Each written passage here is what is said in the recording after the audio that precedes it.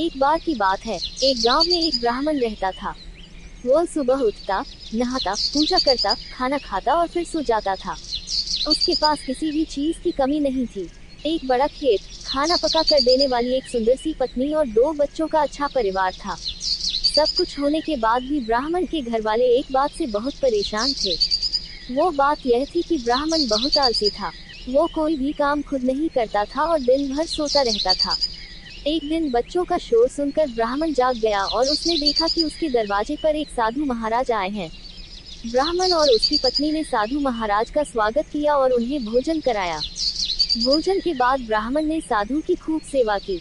साधु महाराज उनकी सेवा से बहुत प्रसन्न हुए और उन्हें वरदान मांगने को कहा। ब्राह्मण ने वरदान मांगा कि मुझे कोई भी काम न करना पड़े और मेरी जगह कोई और मेरा काम कर दे।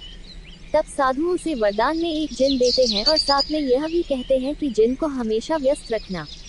अगर उसे काम नहीं दिया तो वो तुम्हें खा जाएगा। वरदान पाकर ब्राह्मण मन ही मन बहुत खुश हुआ और साधु को आदर के साथ विदा किया। साधु के जाते ही वहाँ एक जिन प्रकट हुआ। पहले तो ब्राह्मण उसे देखकर डर जाता है, लेकिन जैसे ही वो ब्राह्मण से काम मांगता है तब ब्राह्मण का डर दूर हो जाता है और वो उसे पहला काम खेत जोतने का देता है। जिन वहाँ से गायब हो जाता है और ब्राह्मण की खुशी का ठिकाना नहीं रहता। कुछ ही देर में जिन फिर आ जाता है और बोलता है कि खेत जोत लिया, दूसरा काम दीजिए। ब्राह्मण सोचता है कि इतना बड़ा खेत इसने इतनी जल्दी कैसे जोत दिया। ब्राह्मण इतना सोच ही रहा था कि जिन बोलता है कि जल्दी मुझे काम बताओ, नहीं तो मैं आपको खा जाऊंगा। ब्राह्मण डर जाता है और बोलता है कि जाकर खेतों में सिंचाई करो। जिन फिर वहाँ से गायब हो जाता है और थोड़ी ही देर में फिर आ जाता है। जिन आकर बोलता है कि खेतों की सिंचाई हो गई, अब अगला काम बताए। ब्राह्मण एक एक कर सभी काम बताता जाता है और जिन उसे चुटकियों में पूरा कर देता है। ब्राह्मण की पत्नी यह सब देख रही थी और अपने पति के आलसीपन पर चिंता करने लगी। शाम होने के पहले ही जिन सभी काम कर देता था। सब काम करने के बाद जिन ब्राह्मण के पास आ जाता और बोलता कि अगला काम बताए, नहीं तो मैं आपको खा जाऊंगा। अब ब्राह्मण के पास कोई भी काम नहीं बचा जो उसे करने के लिए कह सके।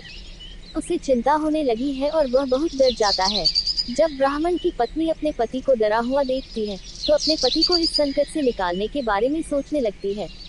वह ब्राह्मण से बोलती है कि स्वामी, अगर आप मुझे वचन देंगे कि आप कभी आलस नहीं करेंगे और अपने सभी काम खुद करेंगे तो मैं इस जिन को काम दे सकती हूँ। इस पर ब्राह्मण सोचता है कि पता नहीं यह क्या काम देगी। अपनी जान बचाने के लिए ब्राह्मण अपनी पत्नी को वचन दे देता है। इसके बाद ब्राह्मण की पत्नी जिन से बोलती है कि हमारे यहाँ एक कुत्ता है, तुम जाकर उसकी पूंछ पूरी सीधी कर दो। याद रखना, उसकी पूंछ एकदम सीधी होनी चाहिए। जिन बोलता है कि अभी यह काम कर देता हूँ। यह बोलकर वह वहाँ से चला जाता है। लाख कोशिश के बाद भी वह कुत्ते की पूंछ सीधी नहीं कर पाता और हार मान लेता है। हार कर जिन ब्राह्मण के यहाँ से चला जाता है। उस दिन के बाद से ब्राह्मण अपने आलस को छोड़कर सभी काम करने लगता है और उसका परिवार खुशी खुशी रहने लगता है। कहानी से सीख, हमें कभी आलस नहीं करना चाहिए। आलस करने से हम मुसीबत में फंस सकते हैं।